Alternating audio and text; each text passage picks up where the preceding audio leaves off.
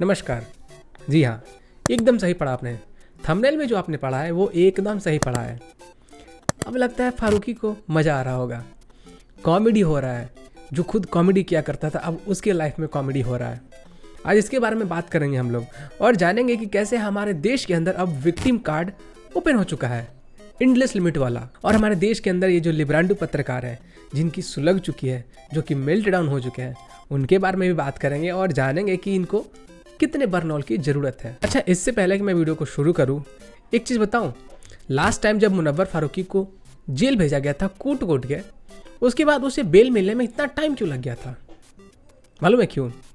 अरे उसके जो कागज़ थे वो तो जल गए थे ना 2002 में, इसीलिए। तो मुनव्वर फारूकी, अगर आप लोग इसको नहीं जानते हो तो कोई दिक्कत नहीं है, मत ही जानो। अगर जान लोगे इसको तो आपको कूटने का मन करने लगेगा। ये जो मुनव्वर फारूकी है ये कोई स्टैंड अप कॉमेडियन नहीं है, इस भ्रम में मत रहना। ये सिर्फ और सिर्फ एक हेट मॉन्गर है जो कि सिर्फ और सिर्फ हेट स्पीच डिलीवर करता है, वो भी हिंदुओं के खिलाफ, हमारे भगवान के खिलाफ, चाहे फिर 2002 में जो दंगे हुए थे उसके खिलाफ, जो ट्रेन के अंदर S6 बोगी को जला दिया गया था उसके बारे में ये मजाक करता है, रामायण के बारे में ये मजाक करता है। और इसी कारण से लास्ट ईयर इसकी ठुकाई भी हुई थी। दरअसल मुनव्वर फारूकी अपने घर पे बैठा हुआ था, उसके पास पैसे नहीं थे खाने पीने के लिए। वो सोचा कि आखिर पेट भरा कैसे जाए, पैसे तो है नहीं जो मैं खाऊंगा। उसके दिमाग में एक आइडिया आया, बहुत मस्त आइडिया। वो इंदौर गया और इंदौर जाके लात खा लिया। अगर मुनव्वर फारूकी इतना बड़ा स्टैंड अप कॉमेडियन है तो ये रिलीजन को साइड करके जोक्स क्यों नहीं मार सकता है? तुम्हें अगर इतनी ज़्यादा प्रॉब्लम है, अगर इतना ज़्यादा तुम्हें डिजिटल आर रोना करना है, तो फिर रिलीजन को बीच में क्यों लाते हो भाई कॉमेडी करने के लिए? और फिर जब तुम्हें ठोका जाता है तो तुम विक्टिम कार्ड खेल लेते हो, एंडलेस लिमिट वाला। वैसे इसके कार्ड का लिमिट तो खत्म नहीं होगा कभी। मैं जो अपने छोटे मोटे खर्चे हैं वो मैं बिनोमो से ट्रेडिंग करके अर्न कर लेता हूँ। तो चलिए मैं आपको बताता हूँ कि आपको इस ऐप को यूज़ कैसे करना है। तो गाइस, जैसा कि आप देख सकते हो मैंने बिनोमो ऐप ओपन किया हुआ है और मेरे रियल अकाउंट में फिलहाल 54,193 रुपीज़ है। यहाँ पे आपको डिपॉजिट का ऑप्शन मिल जाता है जहाँ से आप आराम से अपने अकाउंट में फंड्स को ऐड कर सकते हो। डिपॉजिट करने के लिए आपको ढेर सारे ऑप्शंस मिल जाते हैं, जैसे फोन पे है, पेटीएम है, यूपीआई है। तो यहाँ से आराम से अपने फंड्स को ऐड कर सकते हो अपने अकाउंट में। चलिए मैं आपको बताता हूँ कि यहाँ पे आपको ट्रेडिंग कैसे करना है। तो सिंपली इस ग्राफ को प्रेडिक्ट करना होता है कि जो ग्राफ है वो ऊपर जाएगा या फिर नीचे जाएगा।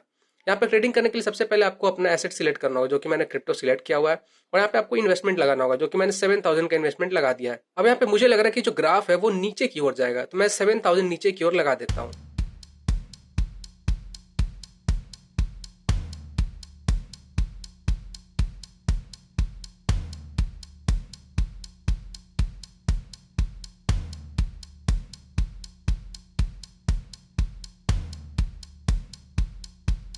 तो गाइस, जैसा कि आप देख सकते हो कि हमारे अकाउंट में 12,810 रुपीज ऐड हो चुके हैं और हमने 7,000 का जो इन्वेस्टमेंट लगाया था उसमें हमने 12,810 रुपए का प्रॉफिट अर्न कर लिया है। और हमारा ये जो रियल अकाउंट है फिलहाल इसमें आप देख सकते हो कि 60,000 रुपीज हो चुके हैं। तो अगर आप लोग भी मेरे तरह बिनोमो में ट्रेडिंग करके अर्न करना चाहते हो तो डिस्क्रिप्शन में दिए हुए लिंक पे क्लिक करो और डाउनलोड करके साइन अप करो। अगर आप मेरे लिंक से डाउनलोड करके साइन अप करते हो तो आपको डेमो अकाउंट में $1,000 का बोनस मिलेगा और उस $1,000 के बोनस को यूज़ करके आप ट्रेडिंग सीख सकते हो। और एक बार आप ट्रेडिंग करना सीख गए तो फिर आप रियल मनी इन्वेस्ट करके भी ट्रेडिंग कर सकते हो। तो लास्ट टाइम जब मुनव्वर फारूकी की कुटाई हुई थी तो इसके बाद सारे के सारे जर्नलिस्ट आके रोने लगे थे कि ये देखो एक कॉमेडियन को पीटा जा रहा है क्योंकि वो सिर्फ और सिर्फ मुस्लिम है। ये विक्टिम कार्ड खेला जा रहा था। और इस बार तो विक्टिम कार्ड खेला जा रहा है कि क्योंकि वो सिर्फ और सिर्फ मुस्लिम है इसलिए उसे कॉमेडी नहीं करने दिया जाएगा। क्या हमारे देश में इतना ज़्यादा डर का माहौल है? हमारे देश के अंदर डर का माहौल इतना ज़्यादा बढ़ गया है, इतना ज़्यादा बढ़ गया है कि रवीश चाचा साइड में बैठ के अपने पिछवाड़े से गर्म हवा निकाल रहे हैं। और इस बार रवीश चाचा को ये समझ में ही नहीं आ रहा है कि आखिर मुनव्वर फारूकी को डिफेंड कैसे करें, उसके बारे में बात कैसे करें। क्योंकि अगर मुनव्वर फारूकी मुसलमान है तो फिर जाकिर खान भी मुसलमान है। लेकिन क्या जाकिर खान के साथ ऐसा होता है? हमने तो नहीं देखा भाई। सब लोग बड़े अच्छे से, बड़े चाव से, बड़े प्रेम से देखते हैं जाकिर खान का शो। और जाकिर खान को लोग कितना प्यार करते हैं ये बोलने की ज़रूरत नहीं है। कितना ज़्यादा जाकिर खान को सपोर्ट करते हैं। क्यों? वो भी तो मुस्लिम है। जाकिर खान को सपोर्ट सब लोग इसलिए करते हैं क्योंकि वो क्लीन कॉमेडी करते हैं, रिलीजन बीच में नहीं लाते हैं, प्रोपेगेंडा नहीं करते हैं, मॉकिंग नहीं करते हैं। अगर कोई मुसलमान घर में पैदा होता है तो जाकिर खान बनो, मुनव्वर फारूकी नहीं। मुनव्वर फारूकी बनने से तो अच्छा है कि आप बन जाओ। देखो, कोई भी यहाँ पे एक दूसरे से नफरत नहीं करना चाहता है अनटिल एंड अनलेस सामने वाला इंसान कोई एक्टिविटी नहीं करता है। देखो, जितने भी सनातनी हैं, जितने भी हिंदू हैं ना, उन सब में एक चीज़ ये जेनेटिक होता है, हम लोग कभी भी खुद से कोई स्टेप नहीं उठाते हैं। हम लोग नहीं चाहते कि किसी से भी हेट करें अनटिल एंड अनलेस सामने वाला इंसान कोई गलत कदम नहीं उठाता है। हम लोग हर एक इंसान को बराबर रूप से देखते हैं, चाहे वो किसी भी धर्म से आता हो। लेकिन जब वो चापे पे उतरता है तो फिर हम भी आ सकते हैं, क्योंकि हमारे यहाँ अगर राम जी हैं तो परशुराम जी भी हैं, वो चेंज करने में ज़्यादा टाइम नहीं लगता है। और जो लोग ये डिजिटल आर रोना कर रहे हैं कि मुनव्वर फारूकी को मुसलमान होने के लिए हेट किया जा रहा है, उसे मुसलमान होने के कारण इतना पीटा जाता है, ज़बरदस्ती उसके शोज़ को कैंसिल कर दिया जा रहा है। अब एक बात बताओ, कुणाल कामरा कौन सा मुसलमान है, फिर भी उसे ठोका गया था ना। वीरदास कौन सा मुसलमान है, फिर भी उसको पेला गया था ना। तो यहाँ पे ना ये बकवास मत किया करो कि वो मुसलमान है इसीलिए उसके साथ ऐसा हो रहा है। और जो लोग ये चीज़ें करते हैं ना, वो बकरी से निकले हो क्या बे, कहाँ से दिमाग लाते हो भाई। अच्छा मुनव्वर फारूकी गुस्सा मत हो, एक बात सुन, एक रिक्वेस्ट है, अगर अगली जन्म में भी मुसलमान जन्म लेगा तो बकरी खाने वाला बनना, पेलने वाला नहीं।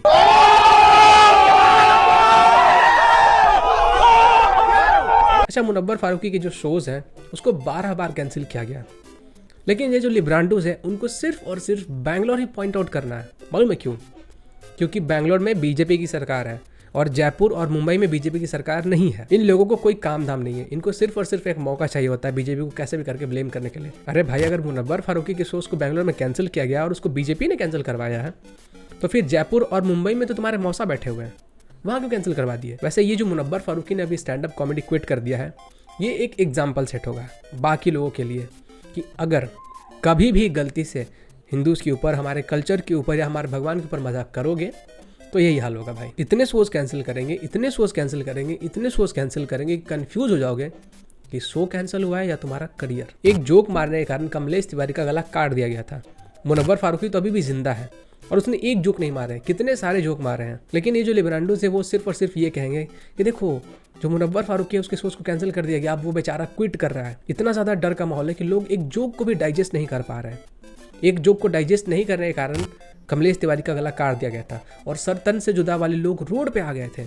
और सिर्फ कमलेश तिवारी के टाइम पे ये नहीं हुआ है, और भी बहुत सारे लोग जिनके टाइम पे ये हुआ है। यति नरसिंहानंद के टाइम पे भी ये हुआ है, फ्रांस में भी हमने देखा कि क्या हुआ। और ये तो कुछ भी नहीं है, अभी तो सिर्फ उसने क्विट किया है। ऐसे लोगों की जगह सुअरों के साथ भी नहीं है, क्योंकि सुअर भी कम से कम उनसे अच्छा होते हैं, वो किसी के भगवान का मजाक नहीं उड़ाते हैं। और अगर बात मुनव्वर फारूकी की हो रही है तो फिर कंगना रनावत के कितने सारे शोज़ को कैंसिल किया गया है, कितने सारे शोज़ को कैंसिल करके उनको लॉस करवाया गया, उसके बारे में तो कभी बात नहीं हुआ, उसके बारे में तो कोई भी आउटरीच नहीं हुआ सोशल मीडिया पे। लेकिन एक मुनव्वर फारूकी जो कि हेट मॉन्गर है, जो कि किसी के रिलीजन का मजाक उड़ाता है, भगवान का मजाक उड़ाता है, और उसके शोज़ को कैंसिल किया जाता है और वो खुद क्विट करता है, तब फिर आके डिजिटल आर रोना ये लोग करते हैं। कंगना रनावत की बिल्डिंग को तो ज़बरदस्ती पावर का मिसयूज़ करके तोड़ दिया गया था, वहाँ पे डेमोक्रेसी तो खतरे में नहीं आई थी, जबकि बाद में कोर्ट ने भी कहा था कि ये गलत हुआ है, ऐसा नहीं करना चाहिए था।